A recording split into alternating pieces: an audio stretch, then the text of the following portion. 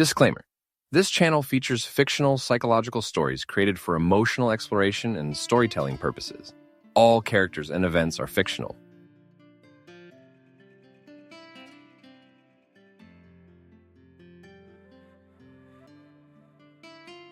The singing rose up through the stuffy, noisy chaos of the prison cafeteria, and suddenly everything went dead quiet.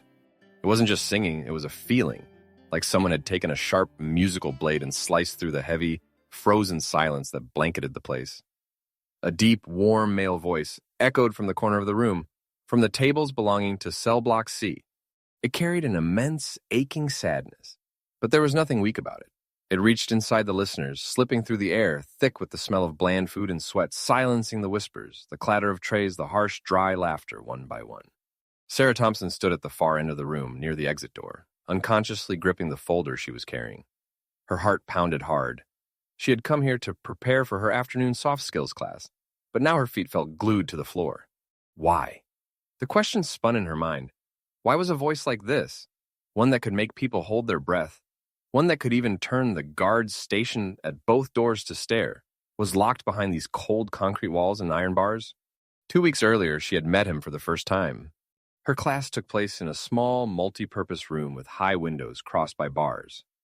Harsh white fluorescent light poured down on the scowling, indifferent, or openly hostile faces of the inmates. Sarah tried to keep her voice steady as she explained why communication skills mattered for re-entering society. Most of them looked at her like she was some alien from another world. Except one. He sat in the farthest corner, near the window. Tall, lean, short-cropped brown hair. His eyes, Sarah remembered them clearly, were a deep sea blue, but they weren't looking at her. They stared out the window, through the bars, toward a gray sky slowly turning dark. His expression wasn't hostile, just tired, carrying the weight of an old, familiar sadness. A few faint tattoo lines peeked out from the sleeve of his gray prison uniform. When Sarah asked an open question about the biggest challenges of working in a team, the room fell silent. Then a low, quiet voice spoke from the corner. The biggest challenge, Jaden Miller said, his eyes lingering on the window for one more second before turning toward her, is getting people to believe you actually wanted to contribute instead of just trying to survive day by day. He spoke slowly, sincerely. Not a textbook answer, a truth carved out of real experience. When his gaze met hers in that moment, it wasn't empty or cold. It held a kind of quiet reflection that startled her. She looked up his name on the roster right after class. Jaden J. Miller. And the memory of those deep blue eyes stuck with her more than she wanted to admit. And now that voice, it belonged to the same man. The song was an acoustic version of Hurt, the original by 9 Inch Nails, but performed with a completely different emotion. Not anger, but raw pain and regret, like a confession whispered in the middle of the night. Jay stood straight, holding a simple microphone, eyes closed. The final notes lingered, then faded away. A moment of total silence. Then applause broke out. Not loud and rowdy, but like a slow, heavy wave full of surprise. Even the hardest faces nodded in respect. Jay gave a small bow, a humble gesture that felt out of place here, then let his eyes sweep quickly across the room. They paused for a split second on Sarah standing far away. Her heart jumped into her throat. She didn't even realize what she was doing. While Jay was singing, her hands had unconsciously opened her notebook and scribbled with a blue ballpoint pen. Messy words, driven by a sudden impulse in her chest. This voice deserves a better stage. He deserves to be heard in a better place. As the clapping died down and the usual noise began creeping back, Sarah quickly folded the paper, feeling flustered. She left it on top of her folder. An older inmate, Mr. Joe, with his wrinkled face and kind eyes she remembered from class, walked past her table. On his way back to his seat, he glanced at the folded note, then at Sarah. Something flickered in his tired old eyes. Before she could react, he moved on. Jay was stepping down from the makeshift stage area, his face settling back into its usual calm, distant mask. Mr. Joe passed him, pretended to stumble slightly, and brushed Jay's arm. In a flash, the folded paper slipped into Jay's palm. "The young teacher wrote that for you," Mr. Joe whispered, soft as a breeze, then kept walking without looking back. Jay froze in the middle of the moving crowd. His palm turned sweaty. He looked towards Sarah. She was gathering her things, back turned, the back of her neck flushed red from embarrassment or nerves. He couldn't tell. His heart pounded hard, out of rhythm, a strange feeling he hadn't felt in years. Anticipation. He walked quietly back to his seat, clutching the paper. Once he sat down, back against the wall, he slowly unfolded it. Messy handwriting, blue ink, one single line, all capital letters for emphasis. Now your voice deserves to be heard in a better place. Jay read it over and over. The noisy room around him seemed to disappear. The laughter, the clatter of trays, everything faded into distant white noise. Only the words remained, and the memory of the young teacher's gray eyes that really listened from 2 weeks ago. He looked up, searching for her at the far end of the room. Sarah had just turned to leave. Their eyes met for one brief second. Then she quickly looked down, hurried out the heavy iron door, and was gone. Jay stayed in his seat, hands trembling slightly, still holding the paper. His heart, frozen for so many years behind these concrete walls, suddenly felt a strange, warm, terrifying ray of light slip inside. A message, a recognition, a possibility? A better place? He thought silently, blue eyes fixed on the words. You don't know. Maybe this place is exactly what created this voice. Still, for the first time in a very long time, Jaden Miller felt something besides pain and exhaustion stirring inside his chest. Like the very first note of a new song, hesitant, full of unease, and alive. Jay's eyes stayed with Sarah the whole way home. Not the look he gave while he was singing, but that quick, startled glance, full of confusion and questions, when Mr. Joe slipped him the folded paper. It made her stomach twist. What had she done? A stupid, impulsive move that could ruin every professional boundary she'd worked so hard to build. When she got back to her small apartment, Sarah tossed her bag onto the couch, but couldn't sit still. She opened her laptop, fingers tapping nervously on the keys. She typed, Jaden Miller, prisoner in assault. She took a deep breath before hitting enter. The results came up. A local news article from 8 years ago, blurry photo, big headline. 22-year-old sentenced to 12 years for bar fight on Spring Street. Sarah swallowed hard. 12 years. She scrolled down. Jaden Miller had admitted to being part of a group fight, using a broken beer bottle to seriously injure a man named Anthony Russo. The victim suffered severe cuts to his face and chest. Her heart pounded. There it was. He was a violent offender. The plain truth staring back from the screen.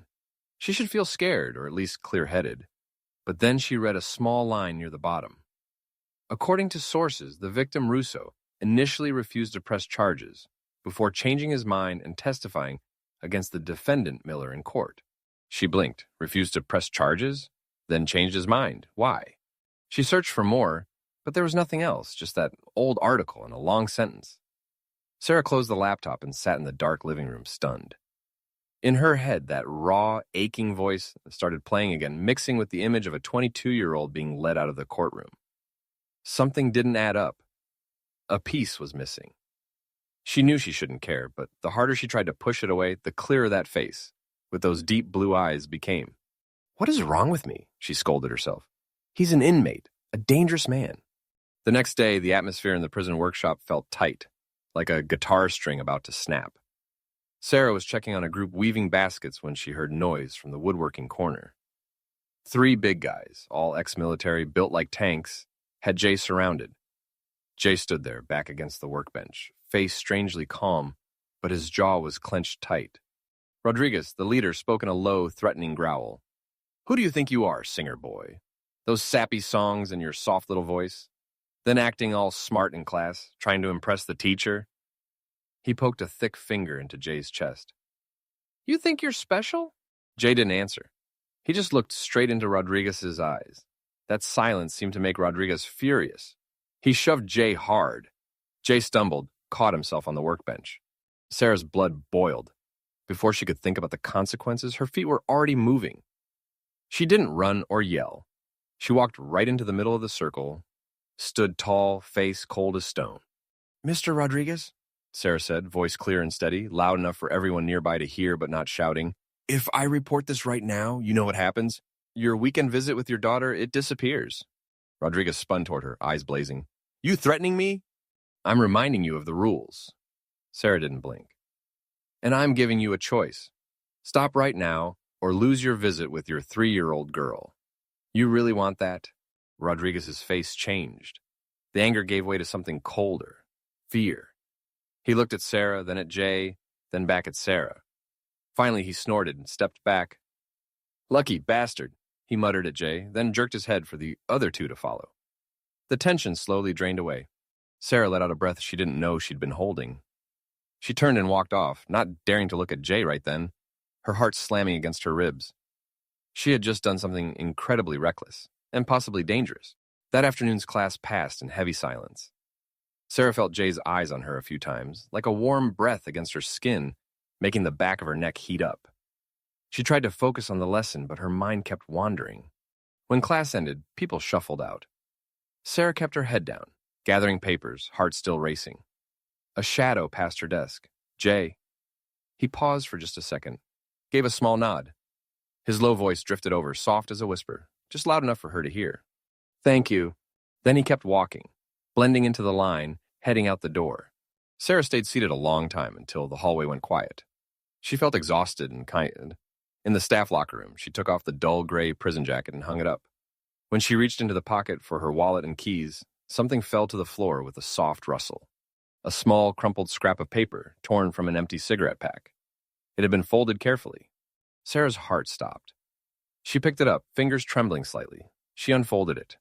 On the grid-lined paper, in shaky black ballpoint, probably written in a rare moment when no one was watching, were 4 words in English. You're my only light in here, Jay. Sarah gasped, like someone had punched her in the chest. She leaned back against the locker, the tiny paper burning in her hand. A forbidden, dangerous, overwhelming feeling crashed over her, something she'd never felt before. It was attraction, fear, compassion, and something deeply personal and human, just beginning to bloom.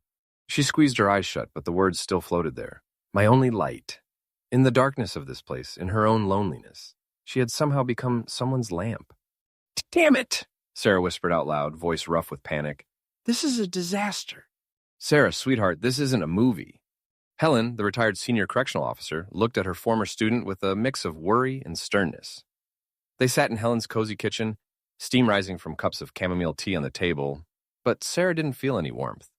Just one rumor, Helen said, her voice dropping low. One tiny rumor that the young teacher Sarah Thompson seems to have a special interest in an inmate named Jaden Miller. That's all it takes. Your career, all those years of studying and hard work, gone in a puff of smoke. And him, she emphasized. He won't get out easy. They'll ship him to a farther prison, maybe throw him in isolation. His life inside will become 100 times worse. Do you really understand what could happen?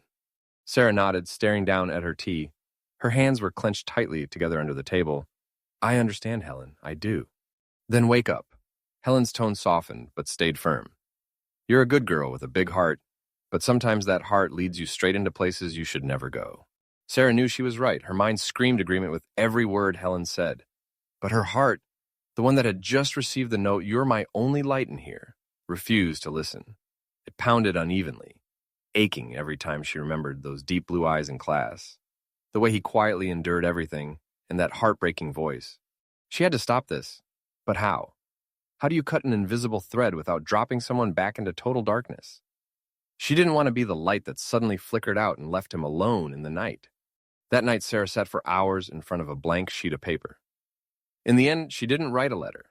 She took a harmless, rule-approved job search guide for ex-inmates and, in the corner, in faint pencil, scribbled a few quick lines. And focus on your parole, study hard, a better life is waiting for you.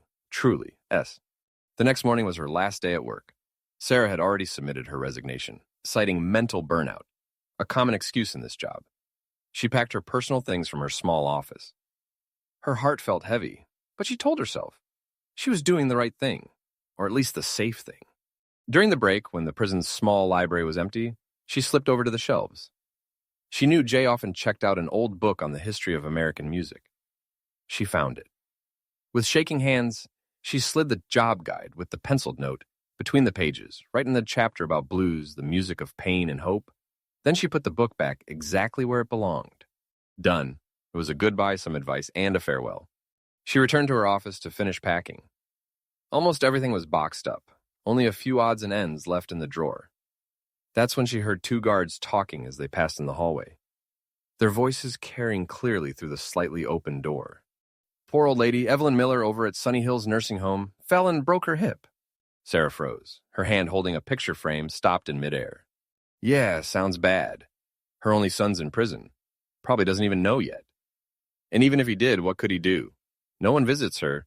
She's all alone. The footsteps and voices faded away. Sarah exhaled sharply, like she'd been punched in the chest. Evelyn Miller, Jay's mother. Broken hip, alone in a nursing home. No visitors. The image of Jay, tired face staring out through the barred window, came back sharp and clear. He wasn't just locked in a cell. He was cut off from the only family he had, unable to be there when his mother was hurting. A fresh, razor-sharp pain sliced through the wall of reason she'd tried so hard to build. She sat down quietly, opened her computer one last time. Cold fingers typed Sunny Hills Nursing Home into the map search.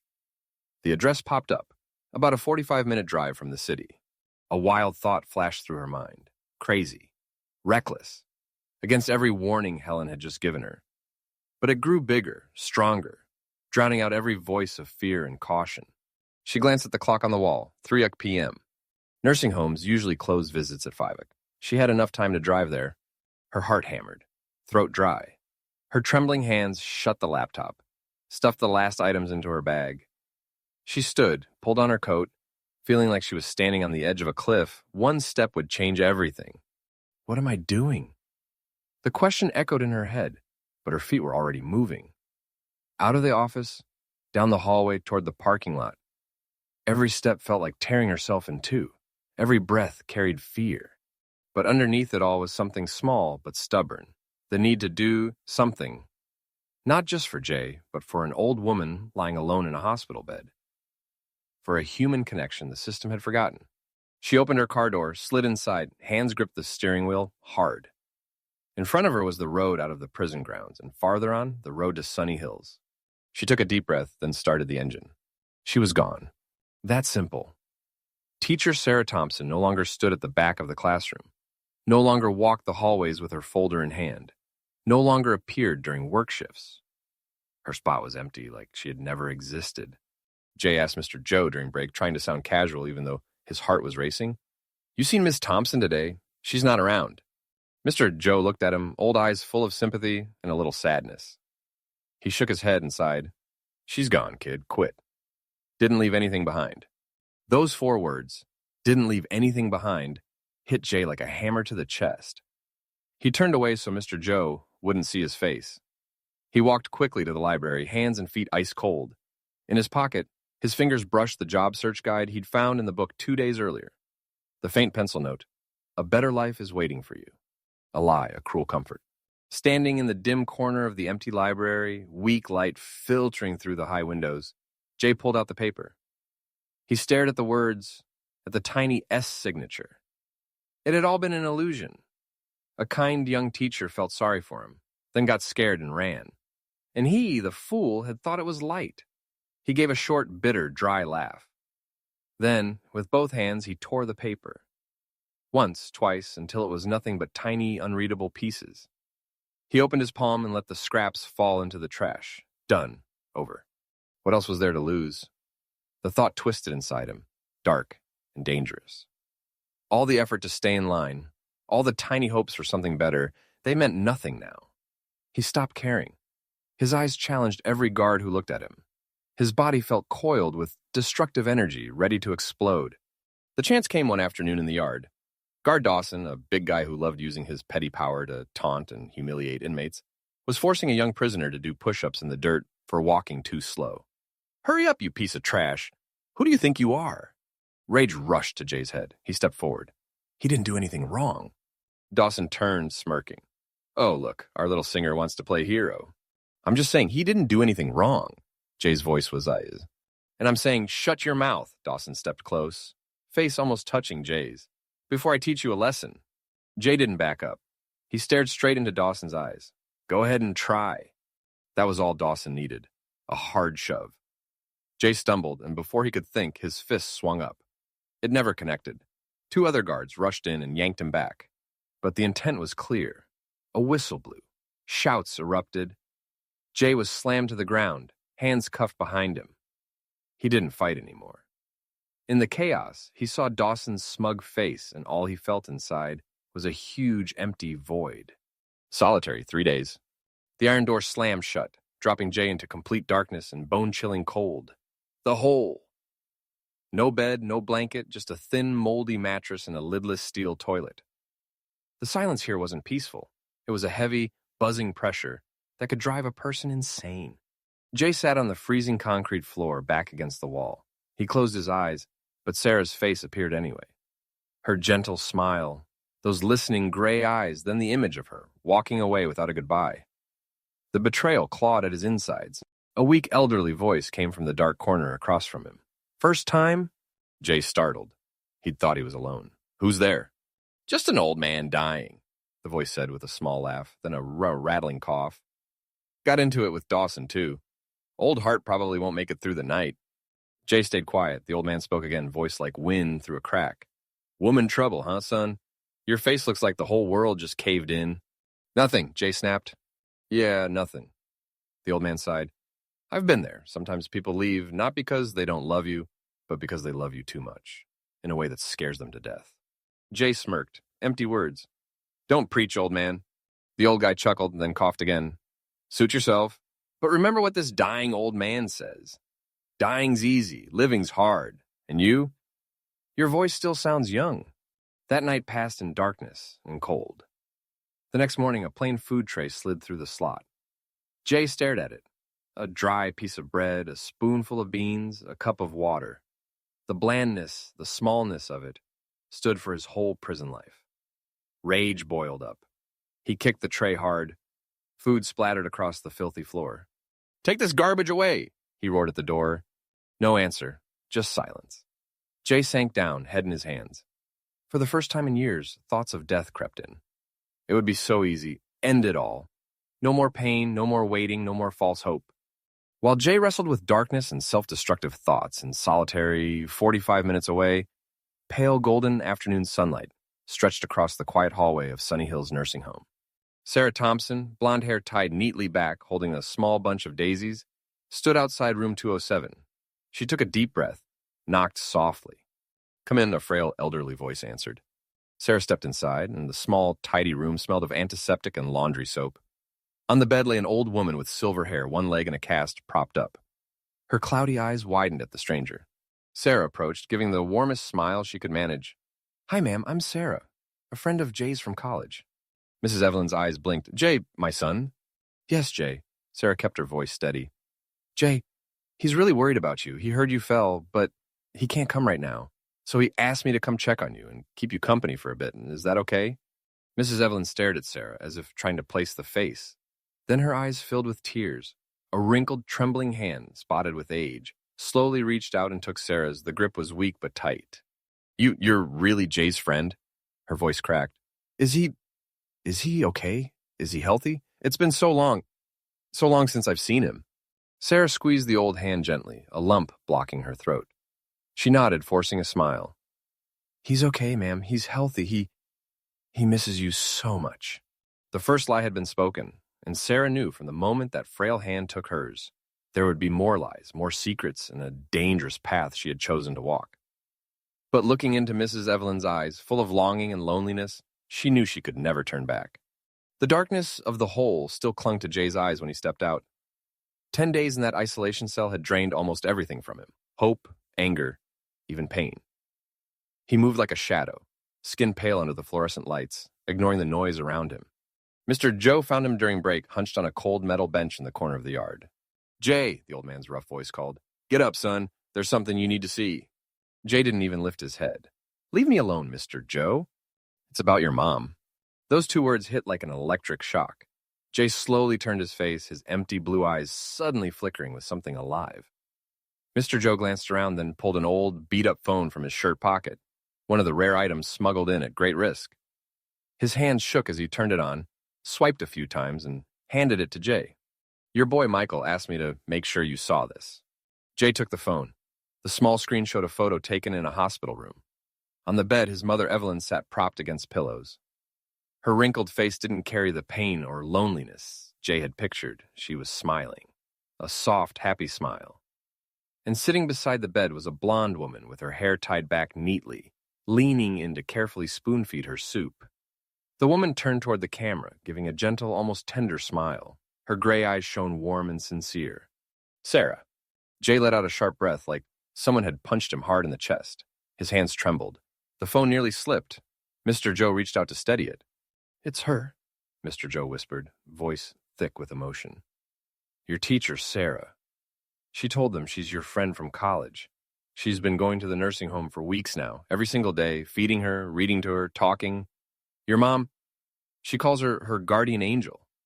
Since Sarah started coming, your mom's been so much happier." Jay couldn't hear anything else. He stared at the photo, at Sarah's smile, at the way she held the spoon, at the caring look she gave the only woman in the world he loved but couldn't take care of himself, the one he thought was suffering alone. She hadn't run away. She quit her job not to escape him, but to have time to care for his mother. A violent wave of emotion crashed over him, sweeping away the ice of despair and numbness inside. First came stunned shock, then deep, overwhelming gratitude that burned his eyes, and finally, a new hope, warm, bright, rising from the ashes of his heart. Tears spilled out. He couldn't hold them back. Hot drops rolled down his cheeks, soaking the gray prison shirt. He bowed his head, shoulders shaking, choked sobs caught in his throat. Mr. Joe placed a wrinkled hand on his shoulder and patted gently. "Go on and cry, son. Let it all out." When Jay finally lifted his head and wiped his face with his sleeve, his deep blue eyes were completely different. Still deep, but no longer bottomless pits of despair. Now there was light, determination, and new strength. He didn't sleep that night. He thought about Sarah. Why? Why would she do this? She had to know how many lines she was crossing, how much danger she was facing. And the only answer that made his heart ache and fill with happiness at the same time was, because she truly cared. Because she saw something in him, and in his mother, worth sacrificing for. The next morning during activity time, Jay sought out Guard Davis, the strict but fair man who had once given him a chance to join the class. "Sir Davis," Jay said, voice steady and sure, "I need to talk to you." Davis eyed him. "Miller, you just got out of the hole. What do you want now?" Jay took a deep breath. Then, to Davis's surprise, he dropped to one knee, not out of weakness, but out of gratitude and iron resolve. He looked straight up into the guard's eyes. "I'm sorry for everything I've done, for the stupidity and the attitude. I was wrong." His voice shook but stayed clear. "And I'm asking you for one chance, just one. I promise I'll be the best inmate here. I'll follow every rule, learn everything I can. I want to get out early. I have a reason to try now. I have someone to repay." Davis stared for a long time at Jay's wet but determined eyes. Finally, he nodded. "Get up, Miller. I don't like seeing people on their knees. I don't hand out chances. You have to earn them, but I'll be watching." Jay's promise wasn't empty words. He changed. Quiet, hardworking, always on time, completing every task perfectly. And thanks to Davis's recommendation, he was accepted into a special pilot program, remote computer programming classes in partnership with a local community college. It was a rare key that could open the door to a real job after release. Jay threw himself into it like a man possessed. Thick textbooks on programming languages, dry lines of code on the old library computer screen, they became his new world. He stayed up all night under the dim cell light, eyes ringed with dark circles from lack of sleep, but his mind sharper than ever. Whenever exhaustion made him want to quit, he just closed his eyes and saw Sarah smiling at his mother again, like an endless source of energy pushing him forward. His first lines of code were messy, his early assignments full of errors, but he didn't give up. He learned from mistakes, looked up every term, sent carefully screened emails to online instructors. Slowly, the code started running. Simple programs began to work. In those tired eyes, a new spark appeared. Not the light of his singing voice, but the light of knowledge, of hope for a future he could build himself. You're listening to Inner Echo Stories. Please like and subscribe for more interesting stories. Sarah's days stretched 16 hours long, split between two worlds. At 5 in the morning, she was already at the daily grind. A small roadside coffee shop, wearing a green apron, hands never stopping as she made lattes and cappuccinos for the rush of customers. Steam from the espresso machine hit her face. The smell of butter and pastries clung to her clothes. Her arms ached from grinding beans. Her feet went numb from standing all day. After her shift, she rushed to catch the old bus, ate a quick sandwich on the way, then stepped into her second world, Sunny Hills Nursing Home. There she became Sarah, Jay's friend, with her gentle smile and busy hands. Spoon-feeding Mrs. Evelyn's soup, reading old letters aloud, the ones she loved to hear again and again, cleaning the small room, chatting about the weather and the flowers outside the window. But the bills weren't gentle. The nursing home invoices came thick as a small book. Medication costs, her tiny apartment rent, food. The small paycheck from the coffee shop disappeared fast, like water slipping through her fingers. One afternoon, she stood in front of her old sky-blue car, the friend that had carried her through college, and ran her hand over its scratched hood. Her heart ached with attachment, but she had no choice. She listed it for sale online. A week later, the car was gone, leaving just enough cash to cover 2 months of nursing home bills and buy a used bicycle. Standing in front of the tiny bathroom mirror, Sarah looked at her reflection. Her blonde hair dull from lack of care. Dark circles under her gray eyes like bruises. Cheeks a little hollow. She saw bone-deep exhaustion staring back at her. She didn't regret it. Every time she saw Mrs. Evelyn's smile, every time she thought of the hope in Jay's eyes that Mr. Joe had described, she knew she was doing the right thing.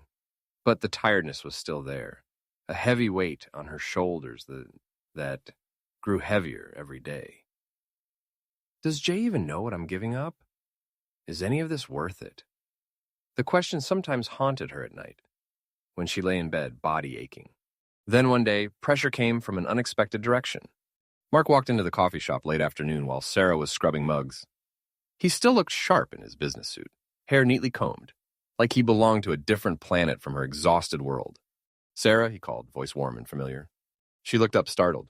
"Mark, what are you doing here?" "Looking for you." He sat at the counter stool without ordering anything, just watching her closely. "You look awful." Sarah looked down and kept scrubbing. "I'm busy." "I know what you're busy with." Mark lowered his voice. "I've heard everything. You're taking care of that prisoner's mother, selling your car, working 2 jobs a day. Sarah, you've lost your mind." Sarah stayed silent, scrubbing harder. "I have an offer," Mark said, sounding like he was closing a business deal. "A deal if you want it. I'll pay all the nursing home bills for the old lady. I have connections. I can get you a decent job back at a good community center, not this dish-scrubbing gig." He paused, looking deep into her eyes. "In return, you cut off all contact with that inmate. And you come back to me. We're the normal couple, Sarah. We belong together." Sarah slowly set the mug down and wiped her hands on her apron. She looked at Mark, really looked at him for the first time in months. She saw no understanding in his eyes, only the confidence that he was offering the sensible choice. He would never understand why she was doing this. To him, everything was numbers, transactions, and normal. "No, Mark," Sarah said, voice soft but firm. "Thank you, but no." A flash of anger crossed Mark's face before he quickly hid it. He stood up. "You'll regret this, Sarah. When you're burned out and have nothing left." He walked out, leaving a heavier silence behind. The pressure didn't stop there. That evening, as soon as Sarah got home, her phone rang. It was her mother in Texas. "Sarah, is that you?" Her mother's voice cracked, like she'd been crying. "It's me, Mom. What's wrong?" "The neighbors, my friends, they've been calling." Her voice trembled. "They said they saw little articles online about a young woman caring for the mother of a violent prisoner. They asked if it's you. I didn't know what to say. I'm so ashamed, honey." Sarah's heart squeezed. "Mom!" "What are you doing?" Her mother's voice suddenly turned sharp, full of pain. "Why are you ruining your future for someone like that? A man who beat someone so badly they were disabled. Do you know what people are saying?" "It's not like that, Mom," Sarah cried, tears spilling over. "He's not that kind of person." But her mother wasn't listening. The blame, the worry, the disappointment poured out like a flood. When the call ended, Sarah sank to the floor, phone clattering beside her. She covered her face and the sobs she'd held back broke free, raw, painful crying. She was alone, completely alone. Friends had drifted away because they didn't understand. Her ex saw her as crazy. Her family was ashamed and angry.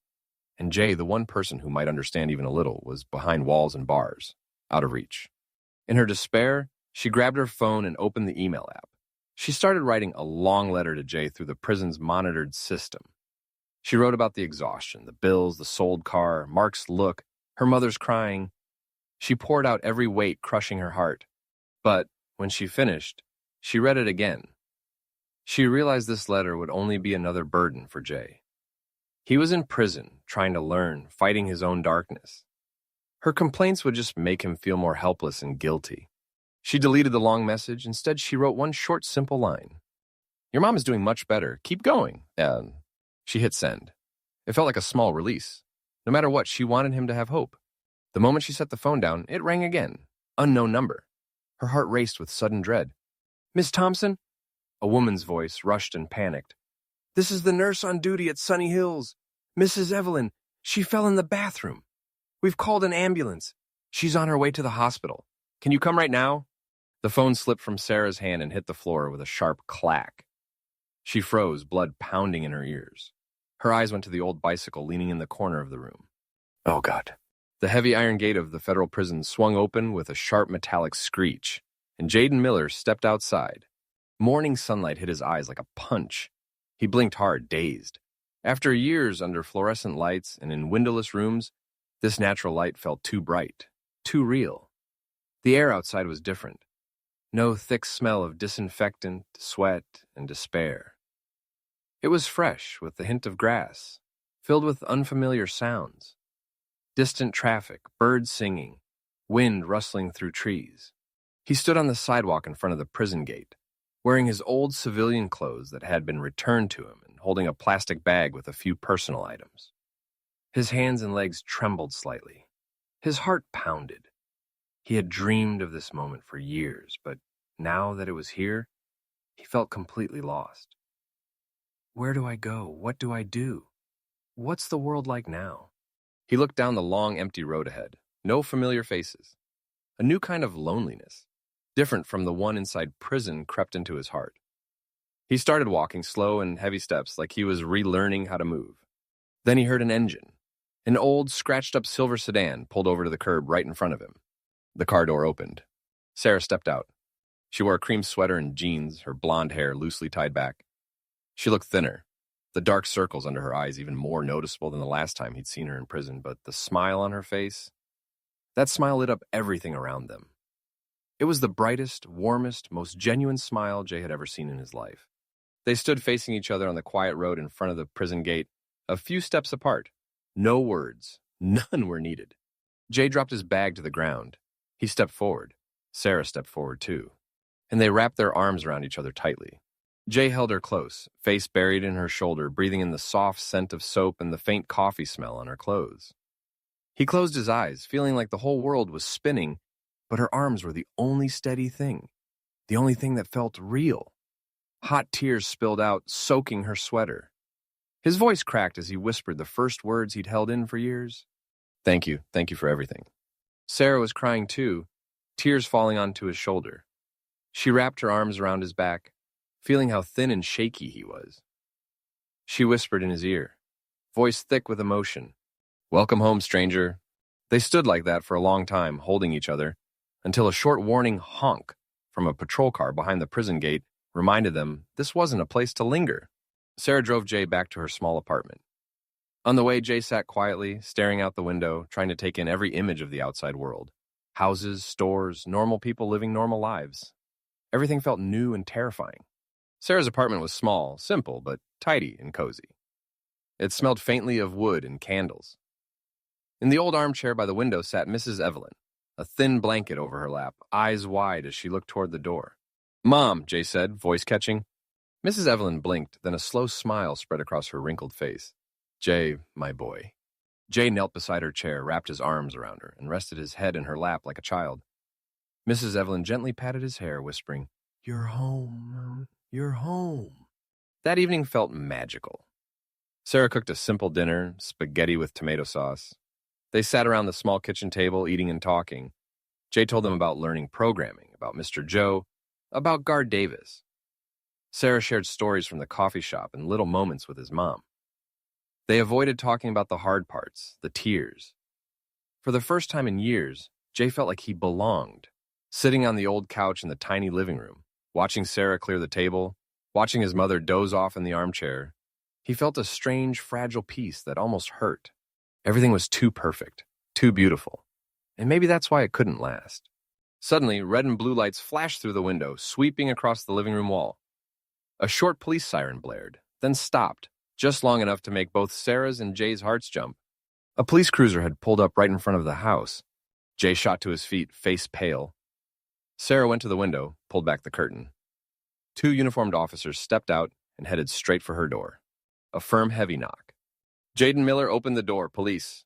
Sarah turned to Jay, eyes wide with fear. Jay swallowed hard and nodded. She opened the door. Two officers stood on the threshold, one middle-aged, one younger. The older one looked at Jay. You Jaden Miller? Yes, Jay answered, voice dry. We need to ask you some questions about the robbery at the Quick Mart convenience store on the corner last night. Security camera caught a man with your build and hairstyle. Jay shook his head, helpless. I was here last night. I just got out of prison today. The younger officer's eyes scanned the room and stopped on the coffee table. There lay Jay's Paralee ID card. Big print, his photo, left out after he'd shown it to Sarah. The younger officer's expression changed instantly, alert, with a hint of contempt. He glanced at his partner, then back at Jay. You just got released today? His voice was cold. And last night there's a robbery right nearby. You say you were here. Anyone who can confirm that? I can, Sarah stepped forward, voice shaking but firm. He was here with me and his mother all last night. The younger officer looked at her, then back at the ID. And you are his friend. The older officer sighed. Either way, we need you to come down to the station to clear this up. Let's go, Miller. Jay looked at Sarah, eyes full of pain and apology. He knew this would happen. He'd been an inmate. He'd always be the first suspect. Go ahead, Sarah whispered, squeezing his hand for a second. I'll find a lawyer. Jay nodded, shoulders sagging. He followed the officers out, stepped into the cruiser under the flashing red and blue lights, leaving Sarah standing in the doorway, arms crossed over her chest, watching with a broken heart. Mrs. Evelyn woke up in her chair, eyes wide with confusion and fear as she watched her son being taken away again. The car door shut. The cruiser pulled away slowly, carrying Jay, the man who had just found home for less than a day. Sarah held the phone, hands trembling slightly. Jay sat on the old wooden chair in the living room, a cheap guitar resting on his lap. He looked into the camera lens, his deep blue eyes holding a mix of nerves, vulnerability, and a fragile thread of hope. You ready? Sarah asked softly. Jay nodded without speaking. He placed his fingers on the strings, closed his eyes for a second, like he was reaching back to that noisy prison cafeteria day. Rolling. Sarah hit record. No fancy lights, no pro microphone, just natural window light, the quiet strum of guitar, and Jay's warm, low voice rising. It was the same song she'd first heard him sing. Hurt, but this time it wasn't raw despair. It was pain that had been lived with, accepted, and now was finding a way to heal. Just 60 seconds, no cuts, no effects, just one real moment. When the song ended, Sarah stopped recording. She opened a simple editing app and added white text at the end. And this is Jay. And he made mistakes and paid for them with 9 years in prison. Now he's working every day to rebuild his life. And music is how he's finding himself again and making up for the past. And if you believe in the power of forgiveness and second chances, listen and support his voice and his effort. And on Second Chance Mount Redemption on Voice Behind Bars, she took a deep breath, finger hovering over post. 1 second of hesitation. Then she pressed it. The video went up on TikTok, Instagram, and the small Facebook page for Second Chance Sound and Events. The next 24 hours were tense waiting. They checked their phones every few minutes. Views climbed slowly. A few early likes from Sarah's old friends, a couple comments. So beautiful. Good luck, but nothing big. Jay sighed, shoulders dropping. Maybe no one cares, Sarah, or worse, they'll just hate on it. We don't know yet, she said, but her voice was full of worry too. Then, like a sudden underground wave, everything shifted. Views jumped. 1,000, 10,000, 50,000. Likes, shares, comments flooded in. Most were warm and encouraging. His voice gave me chills. He deserves a shot. Now, everyone messes up. What matters is how they get back up. Thanks for sharing this story. I have family in prison. This video gives me hope. Music doesn't care about bars. It only cares about the hearts. There were mean comments too, calling Jay a criminal. Trash. But surprisingly, the online community pushed back hard. They defended him with arguments about humanity and empathy.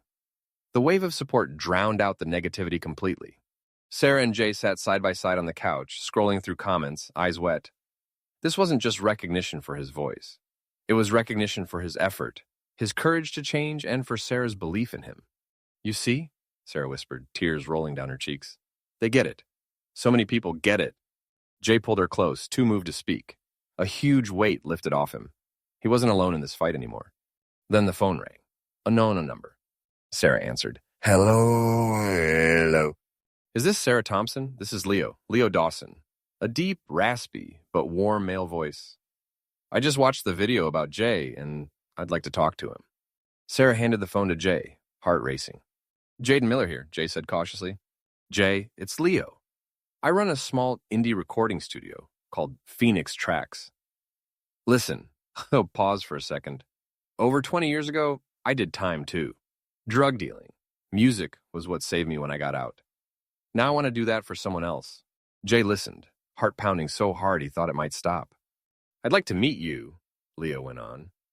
I'm offering to record a small EP with you, 4 or 5 songs, your music, your story.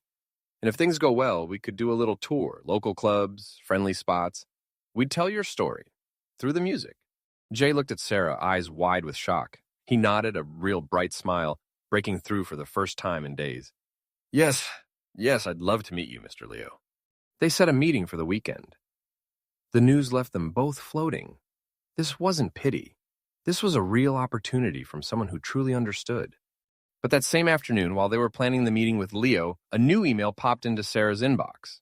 Formal subject line. Invitation to appear on America's Comeback Stories. Sarah's heart raced. She opened it.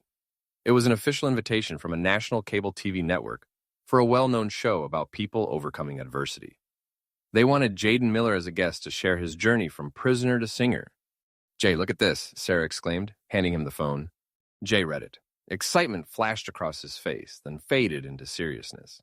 This is huge. They included a contract and content notes, Sarah said, opening the attachments. She read, and the more she read, the paler she became. The producer's notes suggested a specific angle, emphasized the brutality and injustice of the American prison system, portray Jay as a victim abandoned by society. Even hint that he should describe some violent and oppressive incidents he might have witnessed in prison to add drama. They wanted a tragic, sensational story for ratings. Look at this, Sarah said, voice worried, passing the phone back. Jay read. The light in his eyes dimmed. They don't want the real story. They want a drama. They want to turn me into a character in their show. The small room fell silent. Distant car horns sounded outside. Streetlights began to flicker on through the window. Jay looked at Sarah, his blue eyes full of a big question. What do you think? Should we do it? It's national TV. It could change everything. Sarah looked back at him, then at the phone screen where the producer's cold notes still glowed. She thought about the honest 60-second video, the warm comments, Leo's raspy voice. A man who'd once messed up and found light again. Then she thought about their real mission. Tell the true story to give real hope. Not sell a sensational entertainment product. She set the phone down on the table and took Jay's hand. The decision's yours, she said gently but firmly. But let me ask you one thing. We started all of this with the truth. Are we going to keep going with the truth or with a script? In the cramped backstage room, the warm yellow lights couldn't quite chase away the tension. The producer, Rick, a slick guy in a shiny suit, still wouldn't let it go. Come on, Jay, Rick said, his voice dripping with fake persuasion. Just add a little more emotion. The system crushed me. It turned a misguided kid into a prisoner. The audience eats that up. They want an unwilling hero, a symbol fighting injustice. Jay stood in front of the mirror, straightening the simple tie Sarah had picked out for him. He looked at his reflection. No longer the inmate in gray prison scrubs, but not quite part of this glossy world yet either. He turned to face Rick directly. I don't want to be a symbol of resentment, Mr. Rick, Jay said, calm but firm. I want to be proof that a person can try, that they can own what they did and work to fix it, even just a little. Rick sighed, disappointed, but time was up. The MC's voice crackled through the backstage speaker. A truly special voice, with an even more special story. Please welcome Jaden Miller. The stage door opened. A blinding white light flooded in, along with thunderous applause from the studio audience. Jay stepped out, legs a little shaky, but back straight.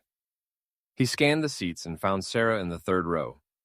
She wore a soft blue dress, smiling and nodding at him, eyes full of trust. He sat on the simple chair in the center of the stage and picked up his guitar. Then he sang. Not a tragic, heartbreaking song, but a new one he'd written in those quiet days at Sarah's small apartment, called Pages of My Life. The melody was gentle, the lyrics about old yellowed pages and new ones waiting to be filled. The song ended in a moved silence, then applause erupted again. The MC, a warm middle-aged woman with a kind smile, walked over and sat across from him. "Thank you, Jay. That was really moving. And now, I think our audience wants to hear from you directly. Jay, what would you like to share with us tonight?" Jay set the guitar down and took a deep breath. He looked straight into the main camera lens, as if looking every American in the eye. "I want to tell the truth," he began, voice low, warm, and clear. "The plain truth, no drama, no exaggeration. I was once a fool, hot-headed, and on one bad night with one worse decision, I caused terrible harm to another man. I destroyed part of his life. 9 years in prison was the price I had to pay. In that story, I'm not the victim of the system. I'm the one who was wrong, and I'll carry that guilt for the rest of my life." The studio fell into a deep, heavy silence. Even the MC stopped smiling, listening intently. This wasn't the usual script. "During those years," Jay continued, his voice catching a little, "I thought I'd lost everything. Until I met someone. She didn't save me with big promises or comforting hugs. She saved me. With a quiet act I never could have imagined. When I couldn't be there, she went in and took care of my mom, the woman I love most in the world. She showed me that real love isn't always in grand words. Sometimes it's in the small, patient things done every single day." His eyes found Sarah in the crowd. Tears streamed down her cheeks, but she didn't wipe them away. She just looked at him with pure love and pride. "She gave me a reason to believe," Jay said, voice thick with emotion, "that a person shouldn't and can't be defined forever by the worst page in their life. We can turn the page, we can write new lines, if someone gives us a chance, and if we're brave enough to take it." He stood up, leaving the chair and guitar behind. He walked down the small steps from the stage into the audience area. Cameras followed every move. The whole studio held its breath. Jay stopped in front of Sarah's row. He dropped to one knee, pulled a small, plain blue box from his pocket. He opened it. Inside was a simple metal ring. No sparkling diamond, just a thin silver band, humble and honest. "Sarah," Jay said, voice trembling but full of love, picked up by the tiny mic on his lapel and carried through the studio. "Thank you for giving me the chance to write new pages, for being my light in the darkness and my solid ground under the sun." He looked up at her, deep blue eyes holding everything. Will you keep writing the rest of this book of life with me?" The room exploded. Gasps, sighs, then a roar of applause and cheers. Sarah cried and laughed at the same time, nodding over and over, unable to speak. She held out her hand and Jay gently slid the ring onto her finger. He stood, pulled her into his arms, and spun her once in the middle of the clapping crowd and stage lights. A few months later, in front of a small 2-story building, old but freshly painted a soft green, a new sign hung. "Second Chance Community Events and Cafe." Below it, in smaller letters, "Where music meets hope, and every story deserves a next chapter." Inside, the space felt warm and welcoming. Fresh coffee smell, soft music playing. A few staff members were cleaning up, getting ready for tonight's performance. What made it special was that some of them had old tattoos and knowing eyes. They were people with pasts like Jay's, now getting a second chance through jobs and support from this small community. Jay and Sarah stood at the front door, hand in hand. They looked up at the sign, then at each other. Jay had finished his first EP with Leo, and a small tour was coming up. Sarah handled the business side and the reentry support programs. No more desperate struggles in the dark. Now there were new challenges, everyday worries, but shared in the light. Jay squeezed Sarah's hand gently, a soft smile on his lips. His voice came out like a quiet whisper inside. "My life used to be a sad song. Then a stranger walked in, and together we started writing a new melody. It's never perfect.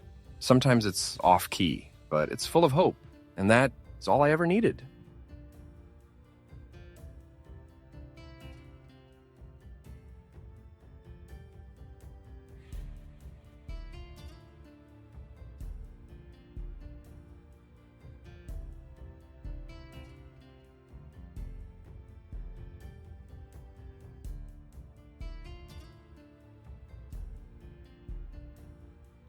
Hi, what do you guys think about this story? I think this story is like a movie in my head. I felt so bad for Jay being stuck in the prison with amazing voice. And Sarah is so brave, maybe too brave, visiting his mom like that. And this is so powerful story about second chances for people who get lost. And someone, you know, how far people will go for love. Thank you for your listening. If you like story like this, please subscribe and like. Thank you.